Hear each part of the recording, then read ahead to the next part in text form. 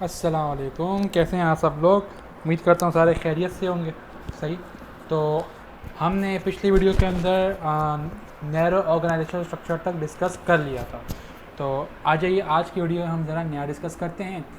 Narrow तो हमने discuss कर लिया अच्छा खासा, अब हम वाइड की तरफ डिस्कस करने आ रहे हैं। सही। तो अच्छा, वो जो स्ट्रक्चर था वो तो था नैरो। जब मैं नैरो की बात करता हूँ तो नैरो में क्या आता है दिमाग में पहली बात कि सब ऑर्डिनेट्स की तादाद कम होगी ईच मैनेजर के लिए, ईच सुपीरियर ऑफिसर के लिए। सही है, each superior, each officer, each manager के लिए नंबर ऑफ सब ऑर्डिनेट्स की तादाद कम होगी। वाइड नैरो स्ट्रक्चर के अंदर इसका उलट होता है।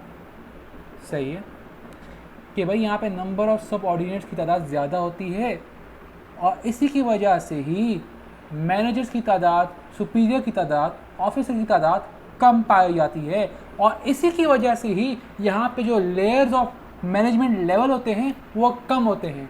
लेकिन नैरो के अंदर जब हम बात करते थे तो कम सबऑर्डिनेट होने की वजह से, सही है, दूसरे मैनेजर के पास सबऑर्डिनेट होते थे, फिर तीसरे मैनेजर के पास सबऑर्डिनेट होते थे, तो वहाँ पे मैनेजमेंट का लेवल पाया जाता था। मैनेजमेंट का level CEO, CFO, finance manager, assistant manager, supervisory, इस तरह के हर मैनेजमेंट का लेवल पाया जाता था और ऑर्गेनाइजेशन मैनेजमेंट लेयर की वजह से डिवाइड हो जाती थी।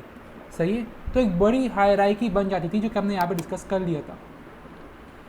लेकिन वाइड के अंदर चूँकि सब ऑर्डिनेट्स की तादाद ज़्यादा होती है, सही है, तो यहाँ पे जो मैनेजमेंट्स है, जो मैनेजमेंट लेवल्स है, लेयर्स ऑफ मैनेजमेंट, वो कम होती हैं। और इस कम होने की वजह से जो वाइड स्ट्रक्चर है, सही है, वाइड स्ट्रक्चर वो कुछ यूँ दिखता है।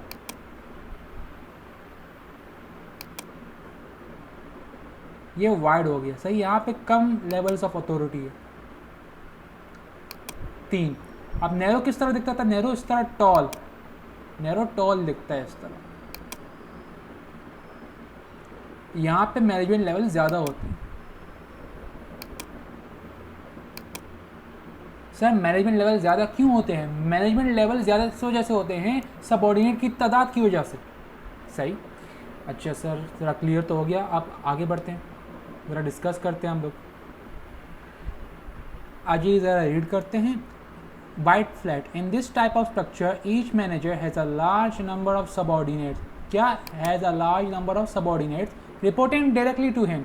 यही तो स्पैन ऑफ कंट्रोल का मतलब है कि यहाँ पर डायरेक्टली रिपोर्ट किया जाता है, इमीडिएट रिपोर्टिंग की जाती है। As a result, even in large organisation there are only few layers of management from top to supervisory level. यही उन्होंने ये बात कर दी कि जब एक ऑर्गेनाइजेशनल स्ट्रक्चर के अंदर जो स्पैन ऑफ कंट्रोल है वाइड है, सही है, तो वहाँ पे वाइड स्ट्रक्चर पाया जाता है। मतलब हर मैनेजमेंट के पास 10-15 सबऑर्डिनेट्स काम कर रहे होंगे, बहुत बड़ी लार्ज नंबर सबऑर्डिनेट्स काम कर रहे होंगे और वो उसको डायरेक्ट रिपोर्ट करते होंगे। सही। अच्छा, जब डायरेक्ट रिपोर्ट करते होंगे, सही है, तो यहाँ पे मतलब मैं कह सकता हूँ कि एक ही मैनेजर बहुत सारे लोगों को कंट्रोल कर रहा होगा। सही है। और क्या हो रहा होगा? अब जब एक मैनेजर है, सही है, वही इन 10-15 लोगों को कंट्रोल कर रहा है, मतलब उसके नीचे ही लोग काम कर रहे हैं। सही।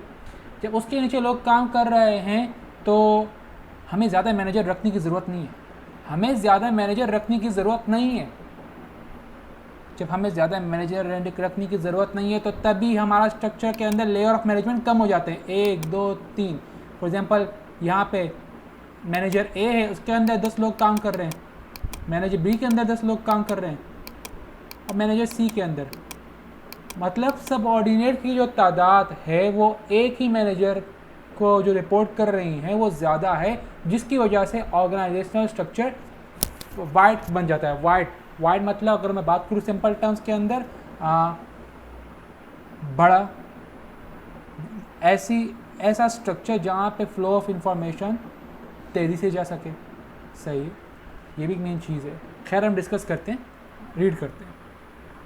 अच्छा, मैंने आप लोगों को क्या बताया कि ये वाइड स्ट्रक्चर है।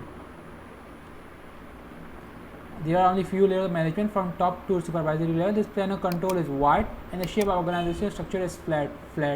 सही, because of the small number of management levels. ये small number of management levels क्यों हैं? ये small number of management levels है सबऑर्डिनेट की तादाद की वजह से। मैं बात सेम वही रिपीट करते जा रहा हूँ। हम ज़रा इसकी कैरेक्टरिस्टिक डिस्कस करते हैं, कैरेक्टरिस्टिक से आपको और बात वाज़ेह हो जाएगी। आ जाइए ज़रा कैरेक्टरिस्टिक डिस्कस करते हैं। द वाइड फ्लैट स्ट्रक्चर के कैरेक्टरिस्टिक्स है ग्रेटर ईगलिटेरियनिज्म। सिंपल इसका मतलब ये ले लें कि ग्रेटर इक्वालिटी। इसका उन्होंने मुश्किल टर्म लिख दिया है, समझने में मुश्किल होगी, तो आप लोगों ने इसका मतलब क्या लेना है? Greater equality. सर क्या मतलब greater equality? Bosses and subordinate will often respect each other for their skill experience and will treat each other as equal.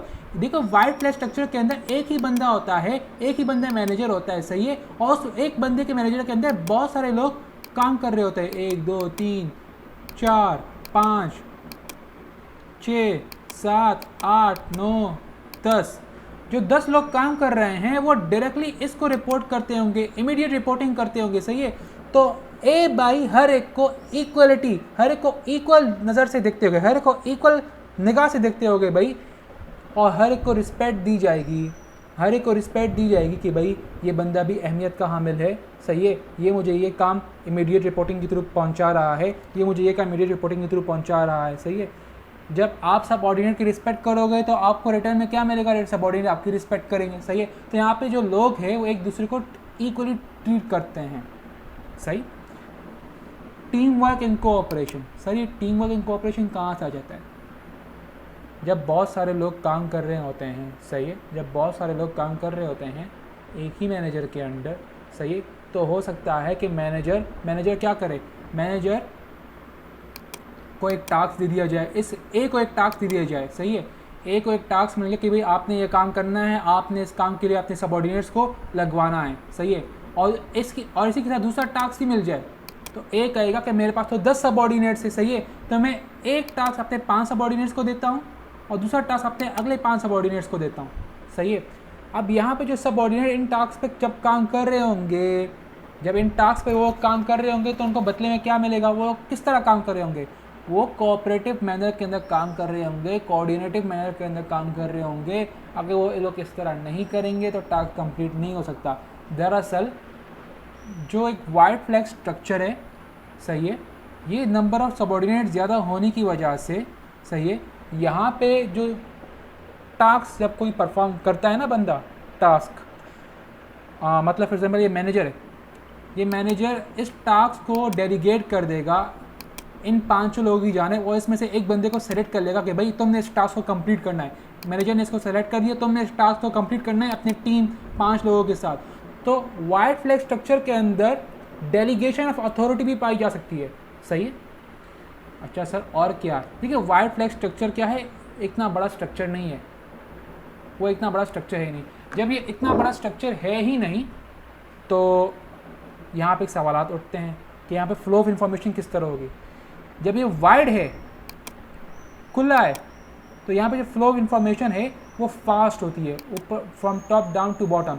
अच्छा ये फास्ट क्यों हो रही है? क्योंकि यहाँ पे लेयर ऑफ मैनेजमेंट कम है। जब लेयर ऑफ मैनेजमेंट कम होते हैं तो वो इंफॉर्मेशन को ट्रेवल करने में टाइम नहीं लगता, सही है। हमने डिस्कस कर लिया था, अब आगे बढ़ते हैं। Greater delegation of responsibility to subordinate, वही ना, जब आप किसी को टास्क देते हैं यहाँ पे, चूँकि यहाँ पे नंबर ऑफ सबऑर्डिनेट ज़्यादा है और मैनेजर इतने सारे लोगों को अपने अंदर कंट्रोल नहीं कर सकता। देखो नैरो स्ट्रक्चर के अंदर सबऑर्डिनेट्स क्या थे? नैरो स्ट्रक्चर के अंदर सबऑर्डिनेट्स की जो तादाद थी वो कम थी। जब सबऑर्डिनेट्स की तादाद कम होती है तो आप उन पर क्लोज सुपरविजन रख सकते हो, आप उनको कंट्रोल कर सकते हो, आप उनको देख सकते हो। लेकिन वाइड फ्लैग स्ट्रक्चर के अंदर सबऑर्डिनेट की तादाद कम नहीं होती। यहाँ पर सबऑर्डिनेट की तादाद 10, 15, 20 यानी हद से ज़्यादा हो सकती है, जो कि मैनेजर के लिए कंट्रोल करना मुश्किल हो जाता है। तो मैनेजर क्या करता है? मैनेजर अपनी थोड़ी अथॉरिटी अपने नीचे सबऑर्डिनेट्स को डेलीगेट कर देता है कि भाई ये काम तुम्हारा है, तुम इसको ज़रा संभालो, ये काम तुम्हारा है, तुम ज़रा इसको संभालो। अब फिर बाद में ये जो अथॉरिटी डेलीगेट कर दी गई सबऑर्डिनेट की जानिब, अब सबऑर्डिनेट का काम है कि वो जाए और इस काम को संभाले और अच्छी तरह से देखे। मैनेजर में therefore trust subordinate to get on with their work with relatively little supervision. बस मैनेजर ने जिन सबऑर्डिनेट्स को टास्क डेलीगेट किया है, मैनेजर भी उन पर नज़र रखेगा, लेकिन थोड़ा लेटर सुपरविजन। फ्लेक्सिबिलिटी, अच्छा फ्लेक्सिबिलिटी का यहाँ पे मतलब क्या है? मेरे ख्याल से यहाँ पे हम इतना डिस्कस कर लेते हैं, फ्लेक्सिबिलिटी को हम नए वीडियो में डिस्कस करेंगे।